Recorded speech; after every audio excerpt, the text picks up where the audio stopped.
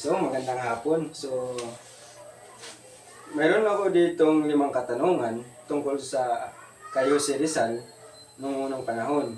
So, ang una, ano ang ginawa niyo si Rizal para labanan ng mga Kastila kahit hindi siya gumagamit ng armas? Okay, so sa matagal na pamumuno ng mga Kastila sa Pilipinas at tayo ay sinakop ng iba't ibang klase ng pagiging marahas ng mga Kastila laban sa mga Pilipino. So bago pa man sumulat si Dr. Jose Rizal ng isang aklat, ng isang tula, ay nailathala muna ng mga katipunan ang kikiki na kung saan ang mga Pilipino ay handa na sa pag-aalsa laban sa bayan. Pero ang ginawa ni Dr. Jose Rizal ay ang kung paano niya nilabanan ang mga Kastila, hindi siya gumagamit ng armas para magkaroon ng isang daya. Sabi pa nga ni Dr. Jose Rizal, ang armas ay hindi makapagbabago ng tagumpay ng mga Pilipino, kundi ito ay dapat isipin ng mga Pilipino. Ang tunay na laban ay nasa tamang edukasyon ng mga Pilipino. Kailangan ang mga Pilipino ay mayroong isip at kakayahan upang magkaroon ng sapat na alam sa pakikipaglaban sa mga Kastila. Dahil ang mga Kastila ay matagal na nanunungkulan sa ating Pilipinas. Dapat ang mga Pilipino ay handa ng makipagbargulan, hindi lang sa sakitan, sa armas, kundi ang tamang edukasyon laban sa mga Kastila upang hindi ito maging sanhi ng malaking karahasan sa Pilipinas. Okay. So, narito naman po ang pangalawang katanungan. Paano nakatulong ang mga sinulat ni Rizal sa pagkamulat ng mga Pilipino noong panahon ng kolonyalismo? Okay, so nakatulong ang mga sinulat ni Dr. Jose Rizal sa panahon ng kolonyalismo dahil napag-alaman ng mga Pilipino na niluloko pala tayo ng mga Kastila. So nagkaroon ng kamalayan sa mga Pilipino. At ang kamalayan na ito ang naging dahilan upang paigtingin ng mga Pilipino ang pagnanais sa pag-aalsa laban sa mga Kastila sa pamamagitan at pamumuno ni Andres Bonifacio. Pero ang gusto ni Andres Bonifacio magkaroon ng isang dahas na paraan ng pagkikipaglaban, ngunit tinutulan ito ni Dr. Jose Rizal dahil ang dahas na pagkikipaglaban ay hindi ang tamang daan upang maging matagumpay ang mga Pilipino laban sa mga Kastila. Okay. So, narito naman po ang pangatlong katanungan. Bakit mahalaga ang edukasyon para kay Rizal? Kasi sabi pa nga ni Dr. Jose Rizal, ang edukasyon ay hindi lang para sa mga taong may alam, pero ang edukasyon, ito ang tunay na pag-asa para sa mga Pilipino.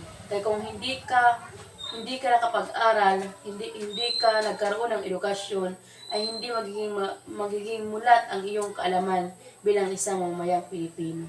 Okay. So, narito naman po ang pang-apat na katanungan ko na ano ang ugali ni Rizal ang pwedeng tularan ng mga kabataan ngayon? Kailangan masigasig sa pag-aaral, matapang, may sariling panindigan, at pagmamahal sa sariling wika. Sige. Narito ang panglimang katanungan. Bilang isang mamamayan, paano mo may papakita na ikaw ay makabansa tulad ni Rizal? Maipapakita ko ang isang pagiging makabansa at tulad ni Dr. Jose Rizal, tulad ng pagmamahal sa ating bayan, pagmamahal sa ating sariling wika na kailanman ay hindi binigyan ng halaga ng mga dayuhan na pagkaroon ng isang tunay at tapat sa ating bayan. Kailangan nating mahalin kung anong meron tayo. Kailangan natin maging isang tunay na mapagmahal sa ating bayan, pagiging makabansa, pagiging tapat sa ating bayan. So, magandang hapon po sa inyo, Miss Irene de la Cruz. So, meron ako ditong 5 katanungan tungkol kay Jose Rizal. So, ang unang katanungan, ano ang ginawa niyo si Rizal para labanan ng mga Kastila kahit hindi siya gumagamit ng armas. So, in the time of Rizal, hindi siya gumamit ng kahit na anong armas upang makipaglaban sa mga dayuhan. Gumamit siya ng panulat upang gumawa ng mga isinulat niya ang mga kasaysayan kung gaano naghihirap ang mga Pilipino. Yun ang ginawa niya upang makipaglaban. So, nandito naman po ang pangalawang katanungan ko. Paano nakatulong ang mga sinulat ni Rizal sa pagkamulat ng mga Pilipino noong panahon ng kolonyalismo? So, base sa mga nisulat ni Rizal gaya ng El Filibusterismo at Limitangile, namulat ng mga Pilipino na makipaglaban sa pamamagitan ng kanyang paglilimbag ng mga sulat niya. Ginawa niya yun upang mamulat ng mga Pilipino. Ang mga Pilipino ay nag-atlas laban sa mga dayuhan upang ipaglaban ang ating bansa. So, narito naman po yung pangatlong katanungan. Bakit mahalaga ang edukasyon para kay Rizal? Siyempre, mahalaga ang edukasyon para kay Rizal dahil ito ay isa sa mga dahilan kung bakit siya naglimbag ng iba't ibang libro. Ang edukasyon kasi ang naging daan ni Rizal upang maisulat niya kung anong nagaganap sa ating bansa. So, narito naman po ang pang-apat na katanungan. Ano ang ugali ni Rizal na ang pwedeng tularan ng mga kabataan ngayon?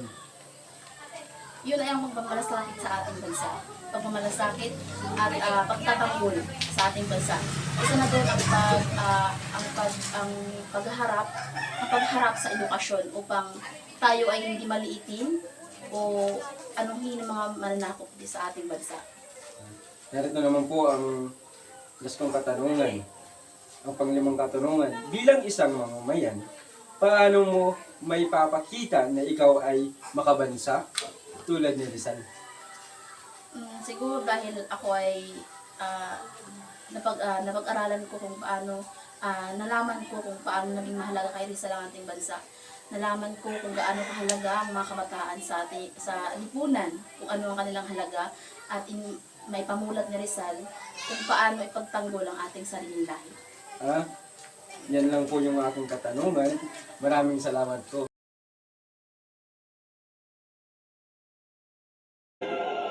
In conclusion, our documentary about Dr. Jose Rizal allowed us to understand the depth of significance of the lesson and ideas he left to the Filipino people. Through the insights of Josephine Ayumana and Irene de la Cruz, we realized that Rizal is not only a hero of the past but also continue inspiration in the present. Through he worked shock as Noli Me Tangere and Filibusterismo. Rizal opened the eyes of the Filipinos to realities of oppression and the lack of the freedom, which awakened a strong sense of nationalism and unity among the people. His love the country, advocacy for the education and commitment to peace serve guidance principle for every Filipino to continue what he started. Rizal showed that the true strength of the person is not measured by weapon or violence, but by intelligence, humanity, and ignorant courage. In this modern era filled with challenge and change, the teaching remain alive and relevant, reminding us to face life with integrity and compassion. As the youth of today, it is our duty to uphold his ideas by being responsible citizens, intelligent students, and loyal servants of nation. His example reminds us that heroism is not only seen to grand action, but also the simple acts of doing good, standing for truth, and showing the kindness to others.